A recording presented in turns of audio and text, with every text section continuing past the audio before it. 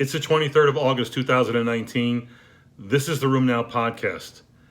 I'm Dr. Jack Cush, executive editor of RheumNow, coming to you from Bethesda and the NIH second symposia on autoinflammatory diseases.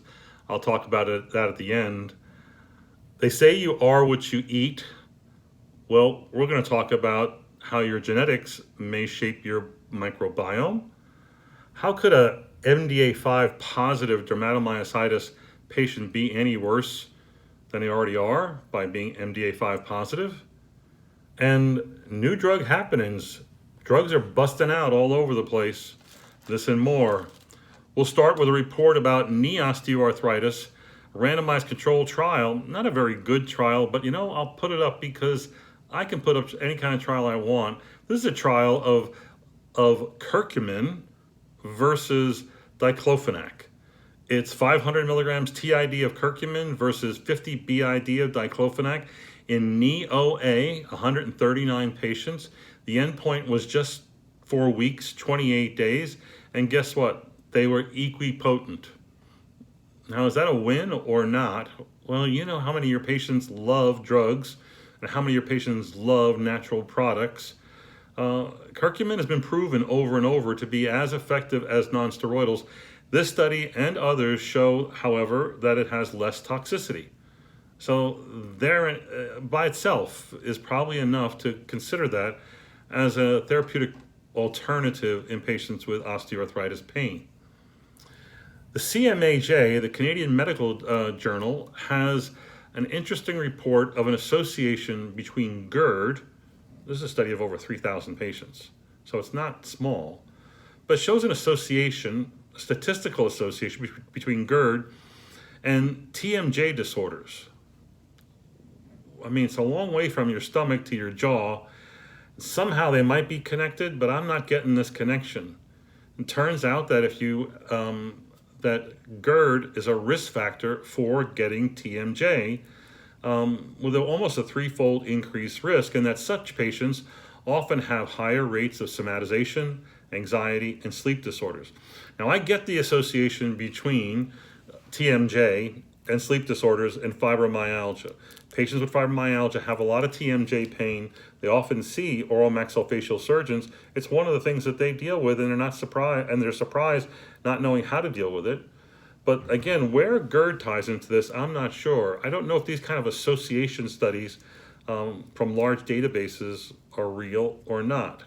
Do you see this? I really don't, but I'm going to be looking. An analysis of pediatric patients with JIA and FMF looked at how often they get infusion reactions when they're receiving biologics. So this was a cohort of patients who had received over 32,000 either injections or infusions over a long period of time, looking at the rates of adverse events and specifically the rate of serious adverse events, anaphylaxis. What's your number?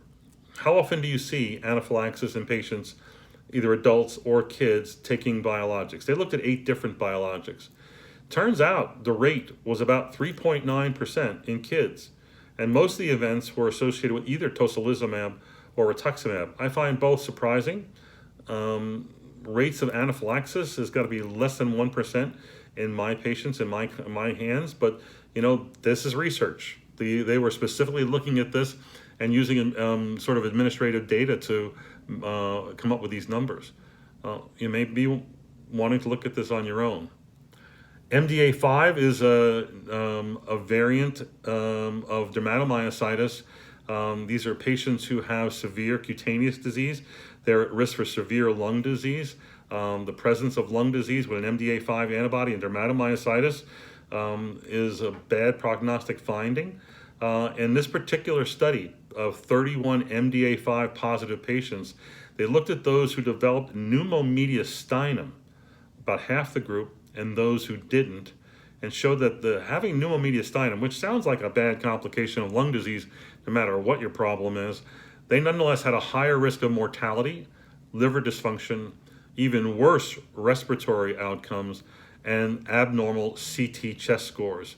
So again, if MDA5 is not a reason to toss in a towel, it is a reason to worry. But I would say that development of pneumomediastinum, it would be a worrisome finding and should be treated aggressively if that's found.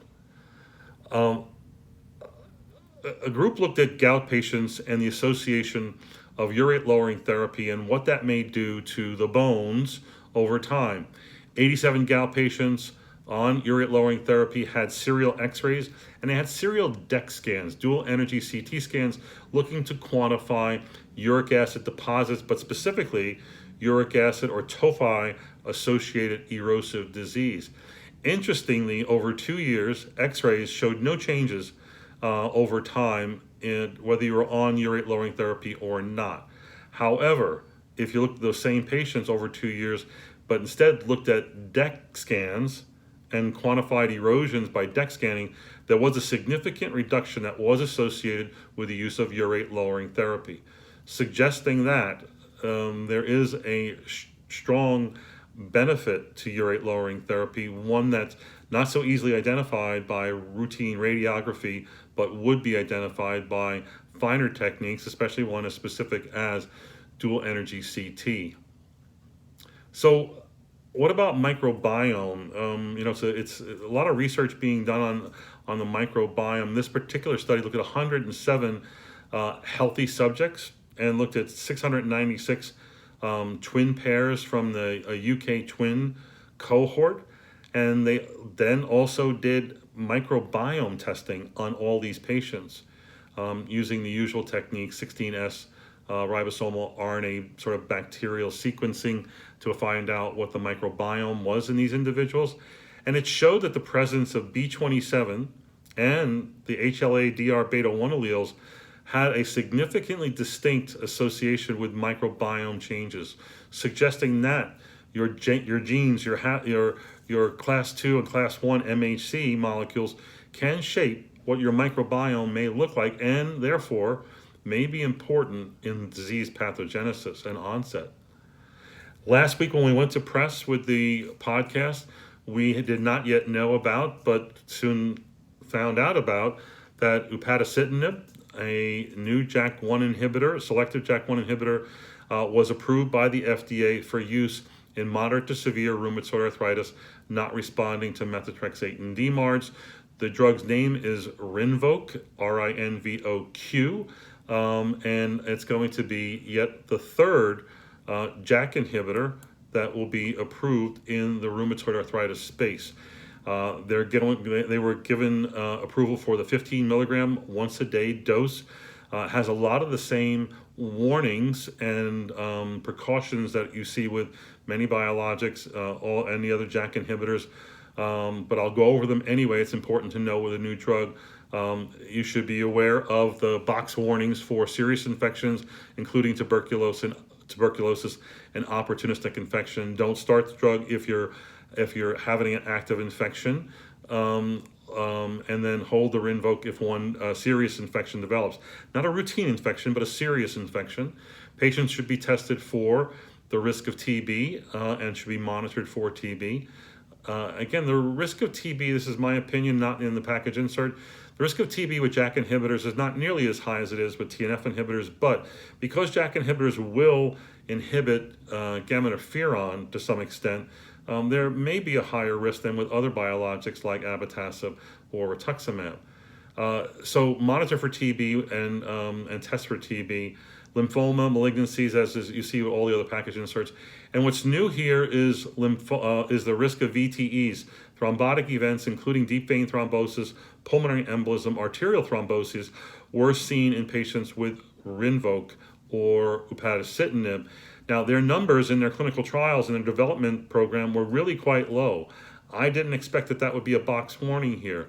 The FDA, I think, is going forward and now making this a class effect.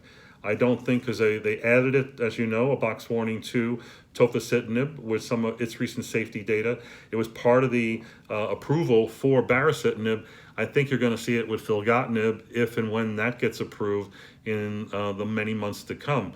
So I think it's a class effect now with JAK inhibitors, which is one of the warnings, which says patients at risk for thromboembolic events probably shouldn't be given this particular JAK inhibitor. And they have other warnings, and this is not box warning, just regular warnings about monitoring for lymphocyte counts. Hold the drug and don't use it if lymphocyte counts are less than 500, or if the absolute neutrophil count is less than 1,000. Use caution in patients who have an increased risk for gastrointestinal perforations.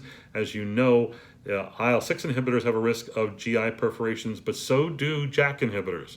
And that's in the package insert, or that's been seen with the other drugs that have been studied, including tofacitinib. So that's a warning here as well. The drug is going to be soon available. Its price is going to be a whopping $59,000 a year, or $5,174 a month. You say, wow, that's going to be a lot. Well, it's just like all our other drugs. There's going to be a copay program. It won't be that much for people who have commercial insurance. If you're paying cash, you're in trouble.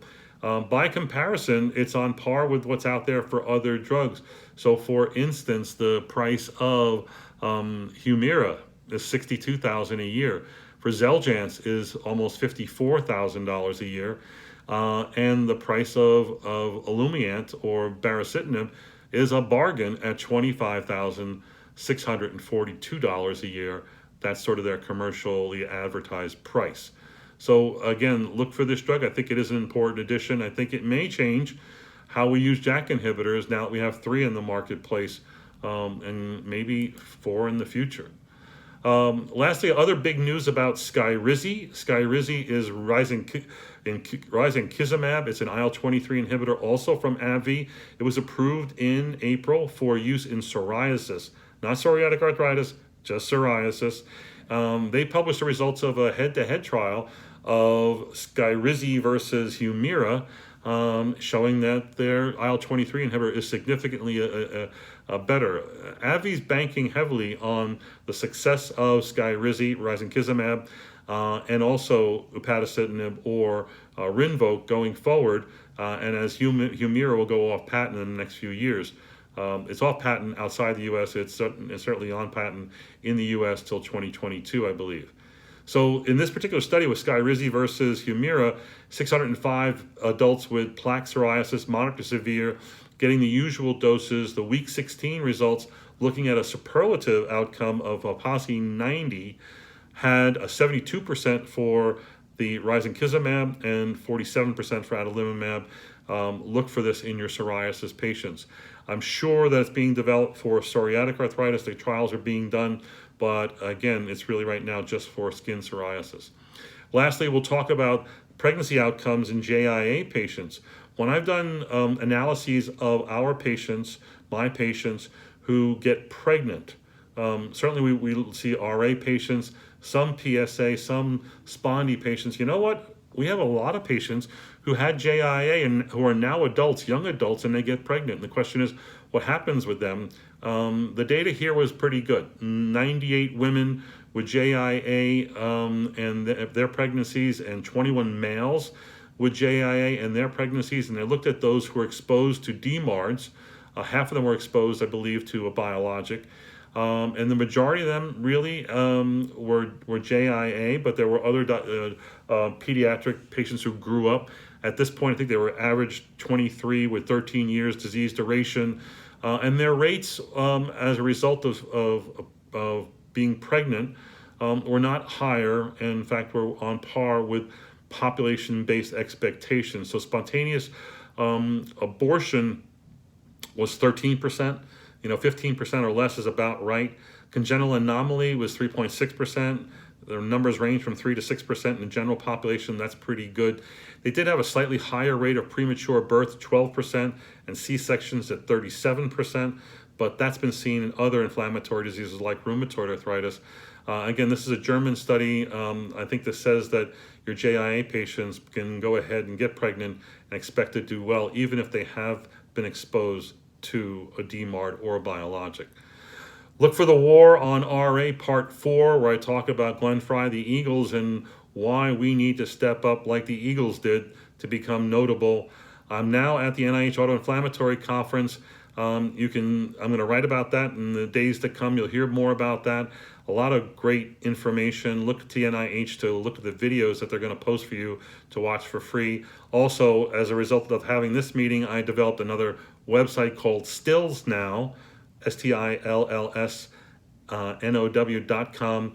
You can use it to get information about Still's disease, the criteria. I got a cool diagnosis calculator. You check the boxes on symptoms. It'll tell you whether you meet the Yamaguchi criteria, the Cush criteria, or the ILR criteria. StillsNow.com. That's it for this week at RheumNow. We'll see you next week. Take care.